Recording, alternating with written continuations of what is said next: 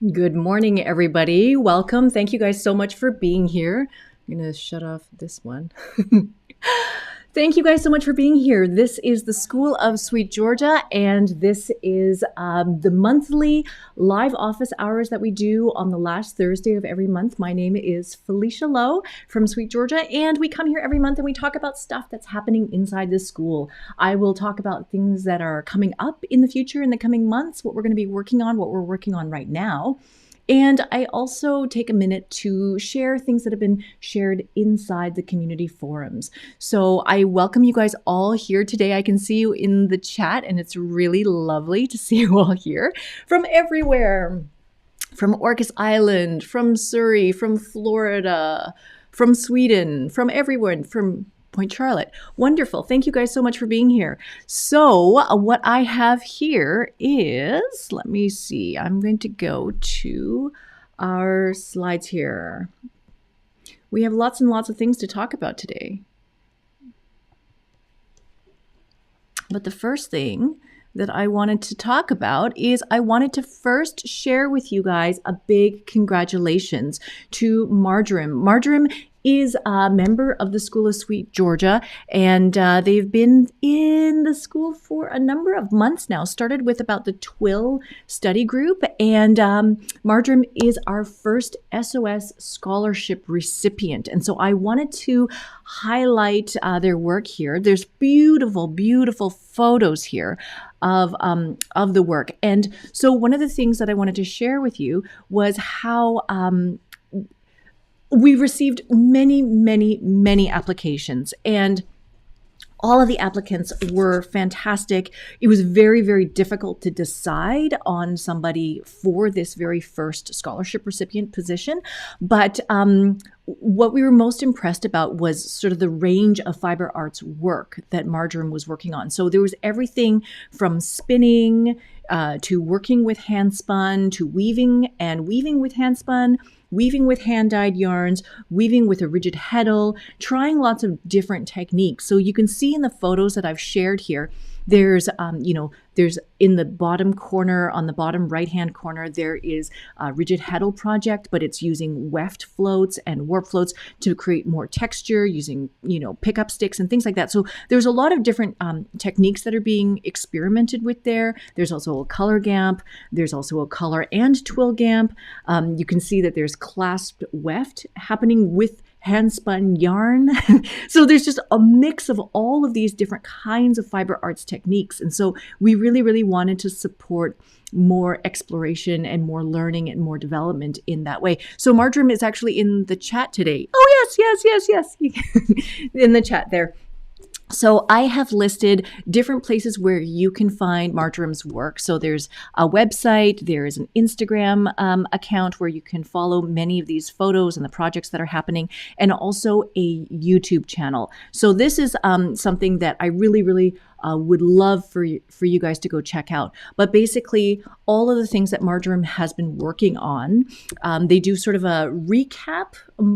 I don't know if it's monthly, but there's a recap of the different projects and all of this kind of stuff. So you can see work being worked on while it's being worked on. So I really, really encourage you guys to go check that out. So that is basically our first ever SOS scholarship recipient. This is a project that we want to continue as much as we can. We would love to support more and more people inside the school, sort of following this exploration of the fiber arts, really looking at how the different crafts integrate with each other. And we just really, really want to support more learning in this way. So thank you so much to everybody who applied for this. And I'm sorry that we couldn't pick everybody, but this is something that we want to continue doing. So if you are interested again, when the applications open again, I encourage you guys to apply again. So that is sort of what has been happening recently. I also wanted to flag for you guys the coming courses, the coming content that we are working on right now. And so I have here, this is the content that is coming up right now. So the next course that is going to be coming out is going to be Eco Printing with Caitlin French. And so you guys might have seen, well, actually, I'm going to show a little bit of a a highlight. Whoops, no, I'm going here. There's going to be a little bit of a sneak peek into what we have with Caitlin in some of the slides coming up soon. But it's going to be really, really neat. Caitlin French is our natural dyeing instructor. She's taught many, many of the natural dyeing classes. And so this one is about taking fresh plants, fresh dye plants, and then sort of putting them on yarn or fabric and then dyeing with those. And so that it produces a really, really interesting effect. And so that is coming up. Yes, another Caitlin class. It's going to be fantastic. The other one that I told you guys about a couple of weeks ago, the one that we were filming with Holly Yo, that one we have wrapped all the filming. It's being edited right now. And that one is all about the fundamentals of finishing. So really professional finishing techniques for knitting. And so that's being done with Holly Yo. We also have a live lecture that's going to be coming up called A Good Yarn with Laura Fry. So you guys will know that Laura is a master weaver, and she is going to teach all about sort of the fiber and the blends and how yarn is incorporated into weaving. And so making a lot of decisions around what kind of yarns are used, how they're used, by knowing fiber characteristics, yarn characteristics, and all these kinds of things. So this is going to be a live lecture on Zoom, kind of like how we have done in the past with Kathy Hattori, how we've done with Jana, sort of having everybody on Zoom at the same time, and we record this presentation. So that is going to be happening. Right now in the studio, like right outside this office door, we are filming Diana Twiss, our spinning instructor. And so Diana Twiss has taught spinning on supported spindles. She taught spinning on suspended spindles, but she does a lot of supported spindle spinning right now.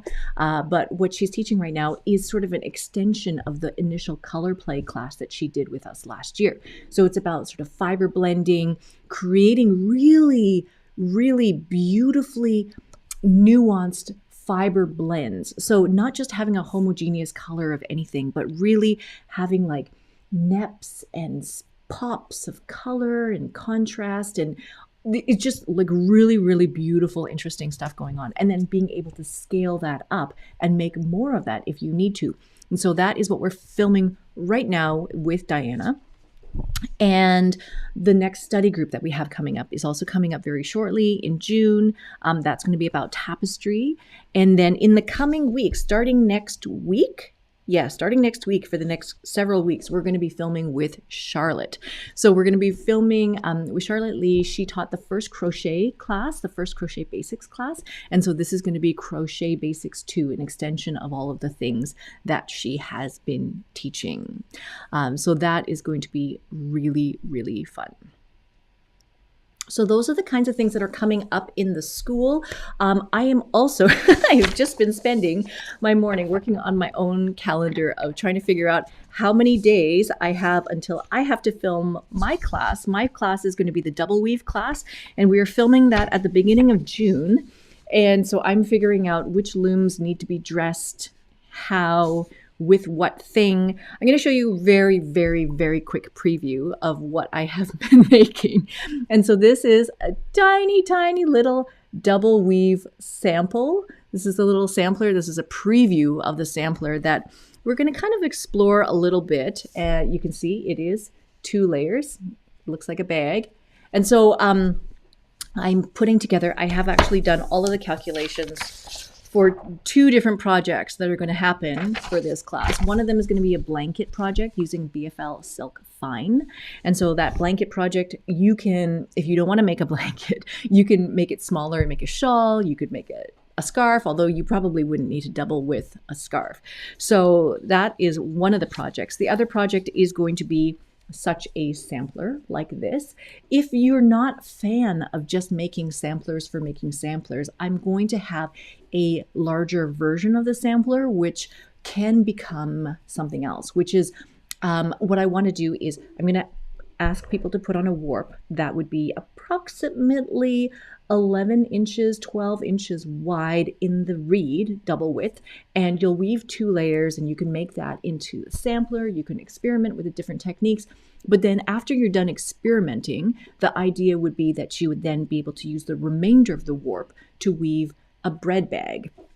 And so what I want to do is I want to use the Just Duet yarn that is beautiful, but it's part cotton, part linen. And I think that this would work up really, really, really well into, basically, you make a bag. It would be probably bigger than this, probably about twice as wide as this, but it would be a bag. And then you could sort of sew up the ends and then make this into a bread bag. And you can keep your bread in there to keep it nice and fresh. So I want to make it kind of like a sampler, but also with a practical, functional quality to it, so that it's not just a thing like this. So that is what that is. So yeah, you can also see some of the stuff that we're going to experiment with. There is obviously, let's see, yeah, you know, different colored layers. So like dark on top, maybe I'm doing different colors in the warp. And then in this section here is log cabin, which you can also do with double weave. So log cabin. So all of that stuff is coming. I'm working on it. It's coming up. So let's talk about the other events that are in the community right now. So these are the kinds of things that we have on our calendar for April. Our calendar gets quite full. There's a lot of stuff on the calendar. You can see we have a lot of meetups. We do meetups pretty much every week. And so we have knitting meetups on Mondays. We have them on Thursdays with Charlotte. We have them on Wednesdays with Vicky. We have them in different time zones. So what I would encourage you to do is to actually go to the community and look at the calendar. And the calendar will tell you the times in your particular time zone, so that you can just look at the calendar event and it will tell you what time it's going to happen in your time zone. One of the things that Vicky has been recommending to many people is also there's a function where you can subscribe to the calendar feed. So it will get added to your Google Calendar or your Apple Calendar or whatever calendar you use, and all of the descriptions will also go into your calendar. So the Zoom links that are in the description will automatically go into your Google Calendar, so then you can just click on that and then join the group when the time comes. So those things happen, those knitting meetups.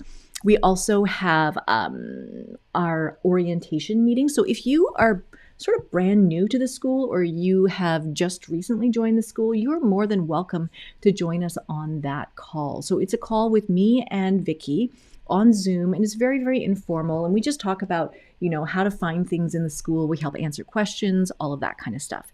And then finally, we put it on the calendar, even though it's not really an SOS event. I do a Taking Back Friday live stream on the second Friday of every month. And so that is also happening, and that happens on YouTube. That's just a public YouTube live stream link. But we talk about things that we've been making, things that I've made, things that we're doing in the school as well over there. Finally, I wanted to show you guys that the green bar that is throughout that calendar, all of that is for the lace knitting study group that's on right now. And so there's a part 1 and there's a part 2 of this study group, and I'll explain a little bit more about that in a minute. But there's also Zoom calls that are going to happen as part of this knitting study group. So a Zoom meetup where everybody can get together and talk about the things that they've learned in the lace knitting study group. So those are on the calendar as well. And finally, the very last thing that I wanted to mention is that normally these live office hours happen on the last Thursday of every month. But for April, and just April right now, we're moving it up a week, because the very last week of April, we've actually invited Debbie Held to come to Vancouver, and we're going to film with her for a week. So she's coming up from Atlanta, Georgia, and she'll be with us for 5, 6 days, 7 days, and we'll be filming every day of that week. And so we won't have a chance to do the live office hours during that last week of April. So that is the calendar for April. Please feel free. Let us know if there are other times that would be more convenient for you guys to have meetups, or if there's anything that you feel like is missing off of the calendar that we haven't done. We're just always open to ideas and suggestions. Now, I want to talk a little bit about that lace mastery study group that is happening. And so, yes, this is something that started back in March. And you can see it's going to have a track A and a track B. So the track A is really working through a lot of the existing content around how to learn how to do lace knitting, like making lace swatches, understanding yarn overs, decreases, all of that kind of stuff. And so a lot of the things that I'm going to show you very soon are swatches that knitters have made and have been sharing in the community forums and everything like that. So that's just track A. So if you've never knit lace before, this is something that you can try. Track B is going to be starting a little bit, it's starting in April. And that is all about being able to take a lace design and overlay that onto a shawl pattern, being able to design your own lace shawl from scratch. And so that is something really, really interesting. If you've never designed your own shawl before, this is something that you could also give a try. So there is a group discussion that's going on right now that you guys can go and check out. And there's the link for that there. And I just want to share with you guys some of the things that have been posted in that group recently. So the first thing is, this is by Greta, who is in the chat here. Greta is our education program coordinator. She helps to coordinate all the instructors for all of their courses, all of the scheduling. There is so much, so much that Greta's doing. But I wanted to share with you what she is currently knitting. And so this is on the left-hand side. This photo is the sock blanks that were dyed in the eco printing class with Caitlin French. So like we were saying, these are all yarns and sock blanks that were dyed using fresh plants or dye stuff. So there's like cochineal bugs that might have been sprinkled on it. There might be logwood dust that was sprinkled on it. There might be actual leaves, like full leaves from the tree that were sort of just picked and preserved. And we just lay them on the cloth and then dye with those. And so Greta's taken those yarns and the sock blank and started to try to knit with it. And so you can see this is the beginnings of a shawl project that she's working on. And so she's kind of experimenting to see, like, if it works, does the color become, does the color obscure the lace patterning and all of this kind of stuff. So you can see in here, this is what Greta has been working on. It's looking very, very nice. So that is your preview of the eco printing class. We have many, many more things to share about that class, and it's going to be really, really fun. I also wanted to share here, Jessica P., she posted these two swatches that she also recently knit. And so these are swatches from the workbook. So if you're participating in that Becoming a Lace Knitter class, these are some of the swatches that you would work through. And so these are beautifully, beautifully done. And then you can see this one is the one that's been done with the variegated fingering weight yarn. So these are, you can also follow these links that I have posted in here, and those take you to the community where these photos were first posted. We also have here by Janice. So Janice has started knitting lace, and she's picked a project that I believe is called the Birch Leaf Shawl. And so what she was saying is that a while back she had the opportunity to go and actually visit Jamieson and Smith. She did some traveling, got to visit Jamieson and Smith, and acquired a bit of stash yarn. And so now she's trying to knit with the Jamieson and Smith Cobweb, which is a singles yarn, to finally try to knit something with it. And so because she's not entirely sure how much yarn she has and how, big she can make this, she started with a pattern where you start in one corner and then you gradually expand, and then you can just basically knit until you run out of yarn. So the pattern that she's chosen is this birch leaf shawl, and it's beautiful. It's turning out really, really lovely. I don't know if you can tell, but if you look very, very closely on the right-hand photo, she's actually incorporated beads at the tip of each of the leaves. So it's very, very, very subtle, but they're clear glass beads. So once it's done and once it's blocked and, holding up this shawl, you'll be able to see the kind of the tiniest little subtlest sparkle through here. So that is very, very cool. It's just very a delicate sprinkling of beads. But yeah, it's very, very lovely. I'm really looking forward to seeing how that one is going to turn out.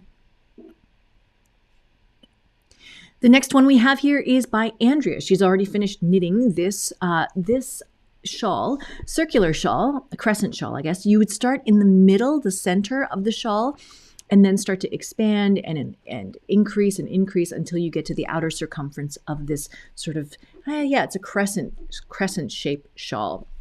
But yeah, she says that she actually has a lot of yarn left over from this, and so she is going to be making some of the swatches for the study group as part of that. So it's called Happy Forest Yarn. Very, very nice. And the shawl is actually called Lionberry. Very, very nice. So these are kind of the things that have been happening inside the lace study group. And so there's obviously going to be more. Many, many people are working on lace projects. And so we're hoping that as the weeks go on, we'll have more and more stuff to share with you about what people have been making. And I think it'll be most exciting to see what people design with their lace projects as well. So like designing in that track B, all the lace shawls that are going to come out of that. Very excited to see those. Yeah, fantastic. So I want to share with you very quickly about the next study group that we have coming up. If knitting lace is not your thing and you're waiting for the next study group, the next study group that is going to be happening is going to be the Tapestry study group. So that is going to start in May, and that's going to be hosted by Jana Maria Valley. She's the Tapestry instructor, and Vicky. Vicky is in our chat today as well. So Vicky is our one of our SOS moderators. So she is in the community forums every day, sometimes many times a day, and she has been working on many, many, many tapestry samples. And so you can find the group discussion that is going to be there. I think that we've started this, and you can just join for now, but we haven't put anything official in that group yet or anything like that. But yeah, definitely you can join that if you're interested in tapestry. These are just a few of the tapestry samples that Vicky was experimenting with and using hand-dyed yarns for, but she has many, many other things that she's been working on specifically for the study group. And so I just wanted to quickly share with you what that looks like. So we have these looms that are actually made by Jana at Everly Yarns. And so she's hand making all of these looms, and the Tapestry study group, you could use something as small as this to make mini coasters, like really, really cute, compact, tiny coasters. But these are really kind of like a taster for trying to figure out if you would like tapestry. If you find that you really enjoy this, then, maybe you want to move up to a larger loom or something like that. But, this is a really, really great size to just play with and play with some of the techniques to see if it's something that you like. So yeah, tapestry is coming up soon. You can see here I have this beautiful yarn needle that I got a couple of years ago at Knit City, but it's been dipped in indigo. It's just pretty. I like it. But you could theoretically use this as a pickup stick. And so you can just pick up, every other thread in here. And then what I do is I just flip this up so that it makes a tiny little mini shed, and it can help make the process a little bit faster. So this is something that we are going to be playing with, and you would get also some array yarn. So array is the new tapestry yarn that Gist is making, and it's a yarn that's kind of fine, but it's meant to be a yarn that you would multi-strand. So you might hold 2 or 3 or 4 strands together in order to get the thickness that you need for whatever set you're using, whatever EPI you've chosen for the loom that you're working with. So these are all things that we're going to explore in the coming months, and really, really, really looking forward to that. Yes, the array is cool. It's really lovely, and it's nice to be able to mix and blend multiple strands to make really smooth gradients of things like that. So yeah. Erin in the chat, she is, I know that she's very into tapestry right now, and you just got the Eris loom. I have an Eris loom here too that needs to be threaded in a Murex saffron loom that's ready to go. Yeah, we have so many, so many things to work on.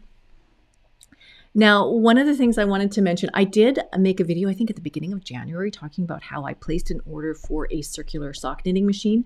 I'm still waiting for that machine. I feel like it's actually the delivery time is longer than they initially said, just because I think that they've just become so popular, these circular sock knitting machines. So the order time is maybe like 17, 18 weeks now for delivery.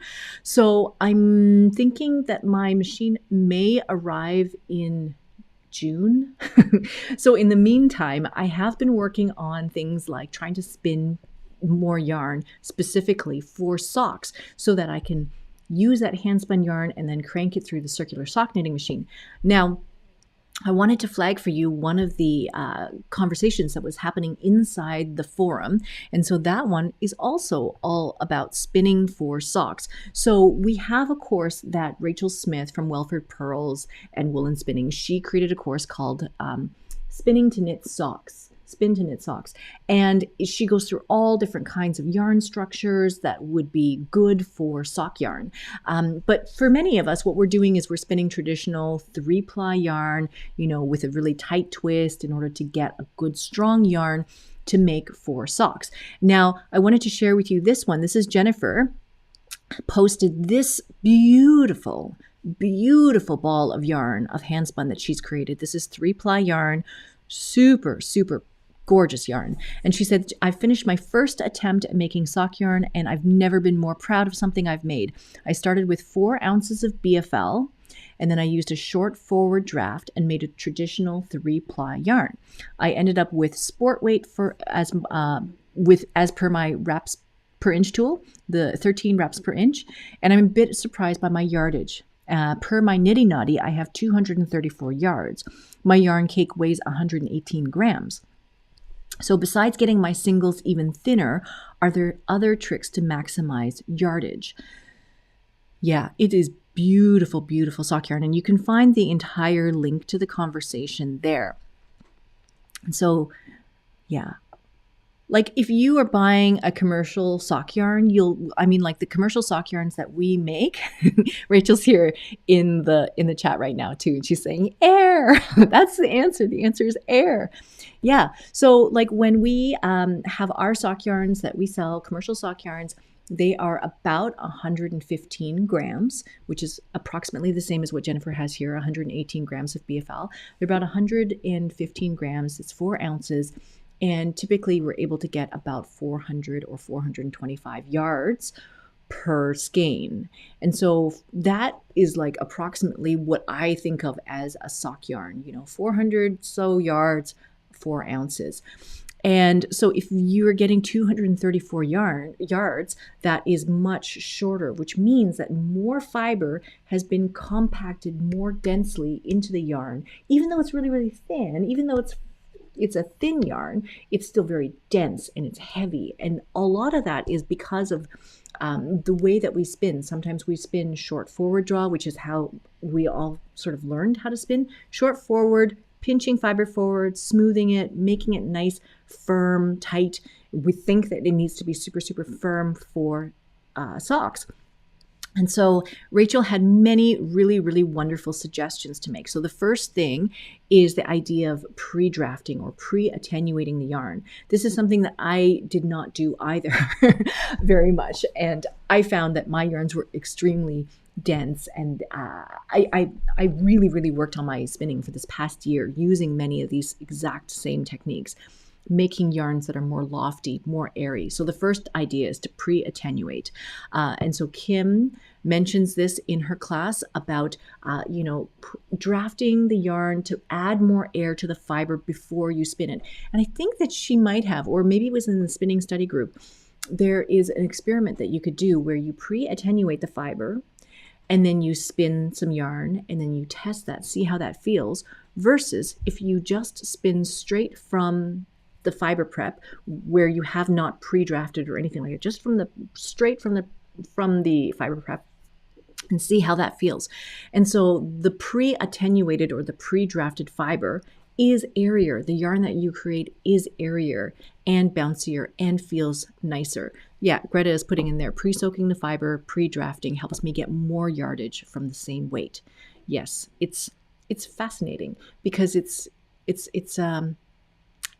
flexible how much stuff you can compact into that space, because fiber has that crimp and you can squash it and make it really, really compact and pressed together. Or you can just put fewer strands in there. And because of that crimpy nature, it can seem like the same thickness, like the same diameter yarn, but there's less fiber in there. There's less of it. So yeah, all of these things are really, really interesting to explore.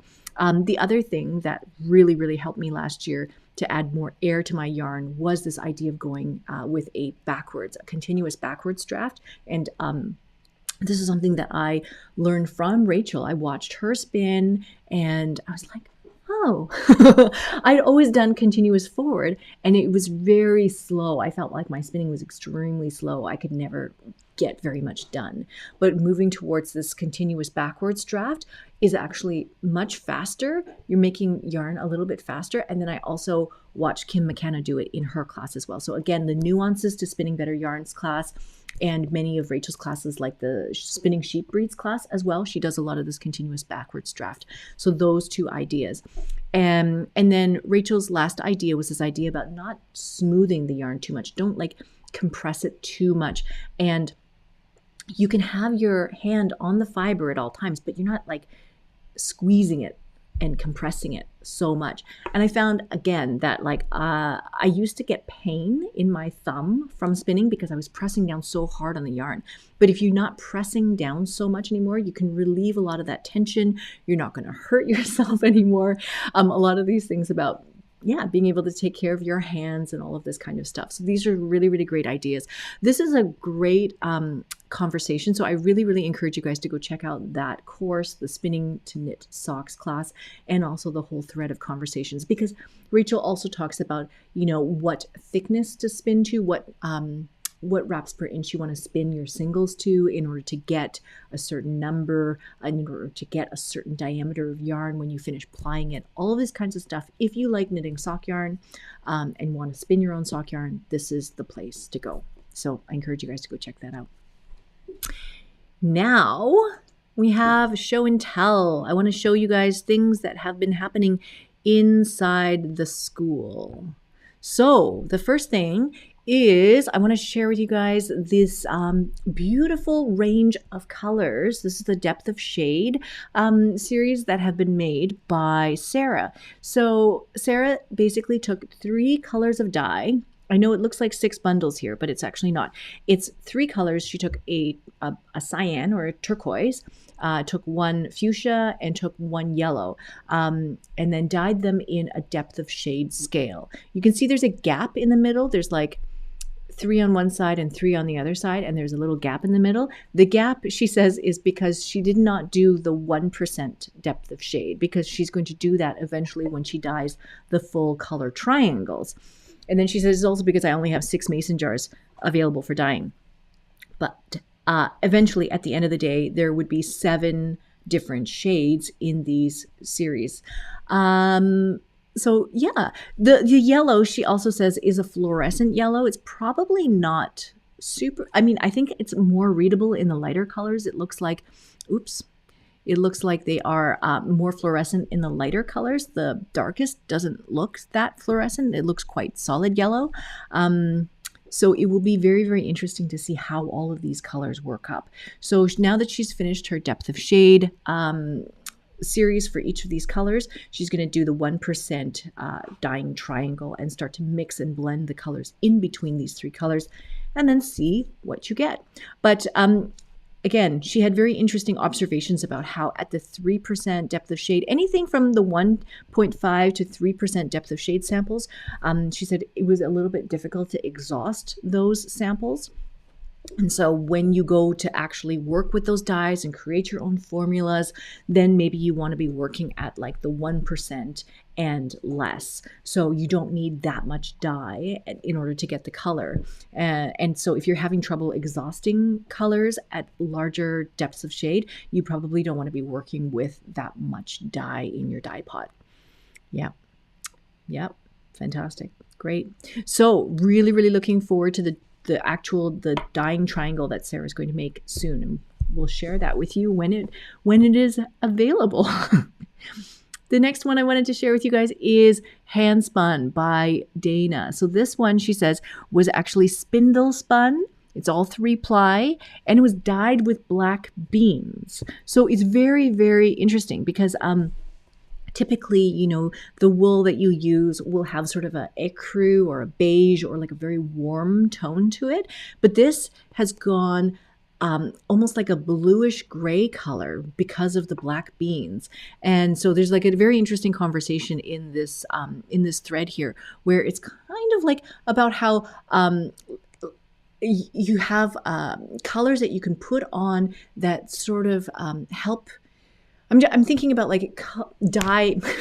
There's shampoo that you can buy that makes white hair more silver in appearance, more gray in appearance, more silver gray. And it's because it kind of tones down the yellow in the hair. And I think it's very similar to this idea of the wool, like using the black bean to almost neutralize the yellow of the wool helps create this silvery appearance. So it's really, really interesting. I have, bluing shampoo. Yeah, Vicky's just mentioned that. It's very interesting. I don't know how this was mordanted because Dana didn't say anything about mordanting. So I'm not sure about black beans, if they're a fugitive dye, if they're a substantive dye. I don't really know that. But that would be really, really interesting to hear. Yeah, I think Vicky said that in the thread about this idea of the shampoo that you can use to help tone down the yellow in hair. I have a shampoo like that too. I have a shampoo that's blue. That's literally blue. Very, very fun. Now, the next one here is socks that have been knit by Elena. This is her first ever socks. So she wanted to share the first ever sock that she made, just one sock. And then finally she did, not get defeated by second sock syndrome, which happens to me all the time, but she managed to make both socks and learned a lot in the process. And so she has notes in both of these feeds where she's talking about like next time she knits a pair of socks, what is she going to do differently, and all of these kinds of things. And so congratulations to Elena on knitting your first pair of socks. This is also Melanie's first hand spun. So she recently acquired a shacked ladybug, and so she's been experimenting with a little bit of spinning. She says it's all over the place, inconsistent in twist and ply, but I think it's still pretty squishy and nice. Very happy with the result, and it can only get better from here. So congratulations on your first ever hand spun. We really, really, really like to celebrate first spinning. So this is also some first spinning. This is Robin. Robin is one of our moderators in the community forums as well. And she recently learned how to do support spindling. And so this is her first yarn that she spun with the support spindle, and it has been made into little hand warmers. I love these hand warmers. They look so cozy.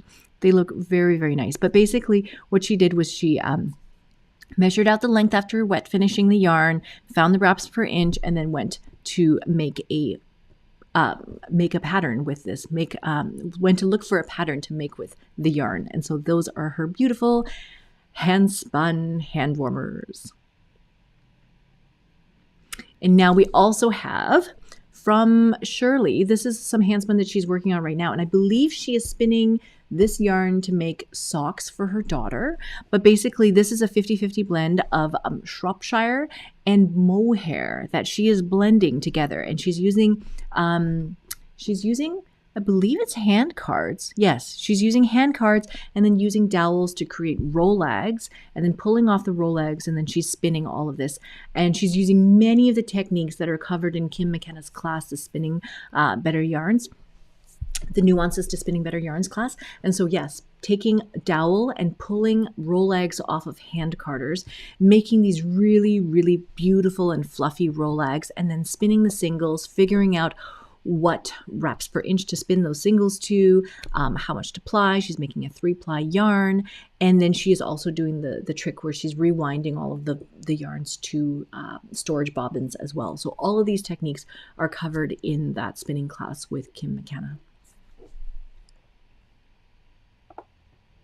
So that is the show and tell. Those are the things that have been posted in the discussion forums in the community. And so this is like one of the most favorite parts of these live office hours. I always ask a question at the end of the day after. And so I'm going to give you the link in a minute. But I always ask a question, what did you learn from the live office hours? What are you going to take away with you? And everybody always mentions how much they enjoy seeing what other people have made and what other people are learning. And it really inspires people to also try new things as well. So one of the things I'm going to share with you here, this is the link that we have to the survey that happens at the end of every live office hour. So here, schoolofsweetgeorgia.com/live March 22. And that is the place where I would encourage you guys to go and check out. Just let us know, how did this live office hours go? And what we do is we pick a winner. We pick a giveaway winner from those survey results. And this month it is going to be for a Tapestry starter set, the one that I showed you, the one that little loom that is being made by Jana. We'll give you a loom, and then you get to choose your 3 colors of array. We'll get you this starter set so that you can join the Tapestry weaving group if you would like. And we will have that link open for responses until the end of March. And so this is actually something that I'll let you know. We have another question in there this time. And so the other question that we have in the survey for this month is a question for spinners. If you're not a spinner, you may not be interested. But for many years now, we've been making an advent for Sweet Georgia. We have an advent kit every year. And every year we try to change things up a little bit to experiment with what people are looking for. And so in the past, we've done like an advent where we show you all the colors ahead of time. We've done an advent where all the colors are a mystery. We've done an advent where we did a weaving project and a knitting project. We did one where there was a crochet project and 2 knitting projects. We've done a whole bunch of different variations. And this year, for the first time ever, we are going to try to make a fiber kit, a spinning kit, as part of Advent. So the Advent spinning fiber kit would be 15 days worth of fiber, plus there'll be goodies, plus there'll be samples of fiber that we carry, things like that. But there'll be these like mystery fibers, mystery colors. And so one of the questions in there is really about how much fiber do you think that you might need if you were to get a fiber advent? Because I don't know. We're talking about this yesterday about like, do we need to offer some strategies for how to work through a spinning fiber advent? I think Rachel, if you're still here, I know Rachel she spun a fiber advent kit last Christmas, last holiday season. And so I think there are some people who would open up each package every day and then spin all of that fiber for that one day. And then the next day you open up the next package and you spin that. There's another strategy where you could basically wait for all of them to get opened and then see what you have and then mix and combine things in different ways to create different kinds of yarns. So there's a lot of different ways that you could approach a fiber kit. But our main question is, how much fiber do you think is reasonable to receive in a Advent spinning fiber kit? Yeah, fantastic. So Rachel said that she spun her Advent and then wove a huck blanket with all of that yarn afterwards. So that is a lot of spinning every other day of fiber. Yes, an ounce a day. I think that we are looking at, one was 12 grams and another one, I can't remember what the other option was. But yeah, there's 2 options and I put them both in the survey. I'm going to put the survey link back up for you so that you can see. The survey link is there. I encourage you guys to go there and fill in the survey and let me know what you think about all of that. And yeah, and that's our link as well. And this is where you can find us, all of our contact information and everything. So again, schoolofsweetgeorgia.com/live March 22. So yeah, we do these live office hours once a month, every month, last Friday of every month, except for next month when we're going to move it up a month, move it up a week.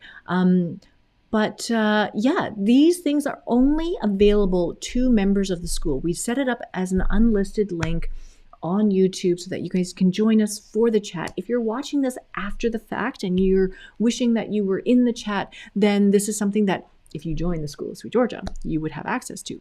So, wow, Nancy, hoping for 3 ounces per day. That is a lot of fiber.